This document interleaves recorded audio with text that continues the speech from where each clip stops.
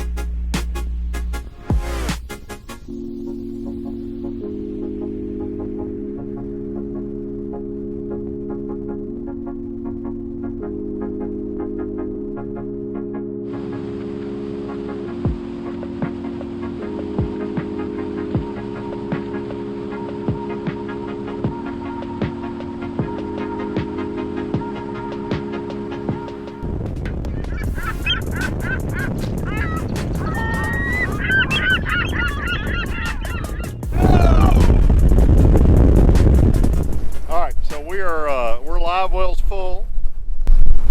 Again, about 3/4 tank of gas, 45 gallons of fuel, 42, 45, 42. So we're going into the wind. We're going to do a hole shot and see what we get out of it.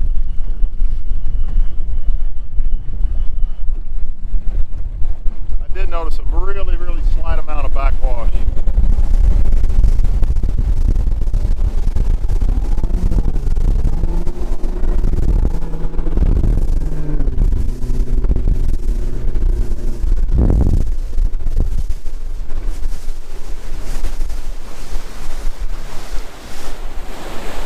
Quite get that one. Nope. Taking practice. And of course, every time the weight changes, it changes too. Absolutely. You ready? Yep.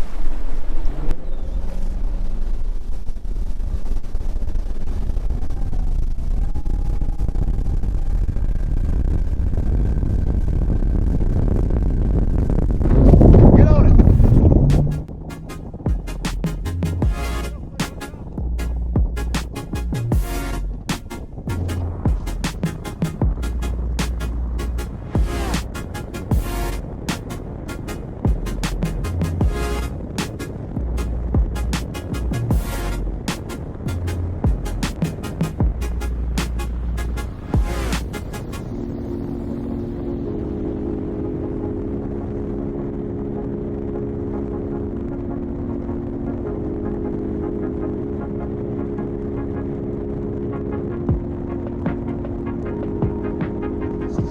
I know the audio's not going to be good on this, but I just observed something, and I think we're in agreement. This dash is very slightly lower than that one. I commented in that seat that I could not really see over the dash real well, which for a co-angler to duck and hide, that's probably a pretty good deal, but we'll see if I can get this thing on the pad.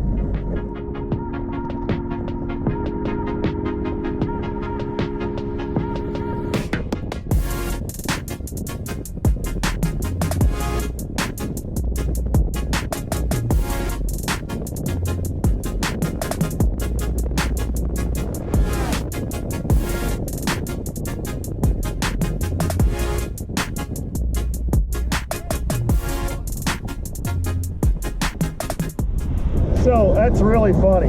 You guys know that when you take off and that nose is down, at least in my Ranger and most of the other boats I've tested, you got to lift that nose to get it going fast. I went to lift the nose right then and looked down and I was running 70.2. I did not even have the nose out of the water. I see timber. Am I supposed to say? We probably want to head south just to be sure. So we didn't talk about this. You've not had this boat out a lot. No, and probably my 5th or 6th time. So we put the jack plate up an inch and it rolled on the pad better and didn't blow out at all. Right. When the live well's full.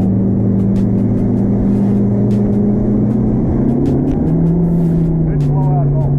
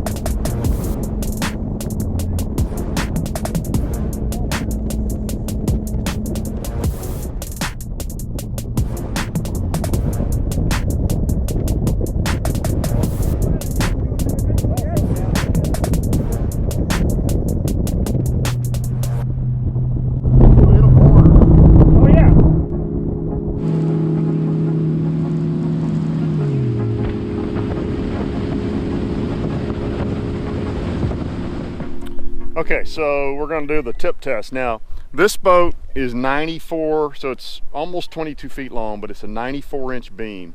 So I think it's the most narrow. We'll obviously know when we look at this, but I think it's one of the most narrow boats we've looked at so far. And it definitely has some tip to it. So I can't read that. I think that's a 3 degree. It's either 2.5 or 3.5. I'm standing on the starboard side. And then over here, we'll go to the port side. By the way, the boat does have nice padding on the front deck. So there's the other side. Now, interesting. See if I can read that in that glare. I may have misread that. That may be less, but it's certainly more to the starboard than to the port, which is weird because those lithium batteries don't weigh much. And it's a dual console. So let's go to the back deck and do the same thing. We'll do the starboard side first. And there you go, and you can see looking at the front of the boat, it's got a fair amount of list to it. And again, it's a very, very narrow boat. And there it is on that side too. And it certainly feels, and I don't know why that would be. It's one gas tank, isn't it? Huh? One tank? Yeah, one. That's odd. So it's one gas tank, and maybe I'll be wrong. I'm going to go to the other side one more time. But it certainly feels like when you get on the starboard side, it drops down way more than it does when you get on the port side. But once we get in and I can see that's by the way how I do that. I just set that down there so you can see it. But once we get in, we'll scope it out.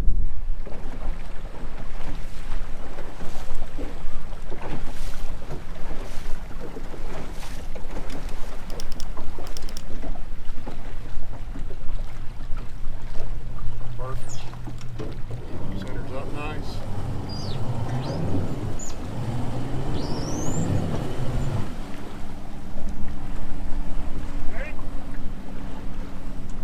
Go ahead. Balance this stuff out a little bit more. It's a pretty boat. Thank you. I am concerned about the stickers on it when you get in timber. But it is pretty.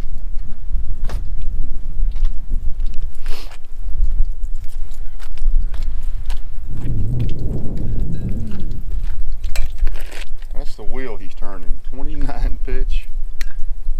Bravo 1. I don't know if he said it on camera or not, but they actually hit the rev limiter with that prop on this thing, which is crazy.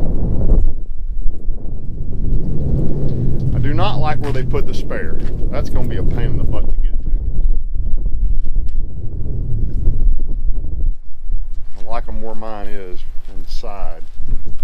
By the way, we did note it. We believe it's torsion axles, and there are.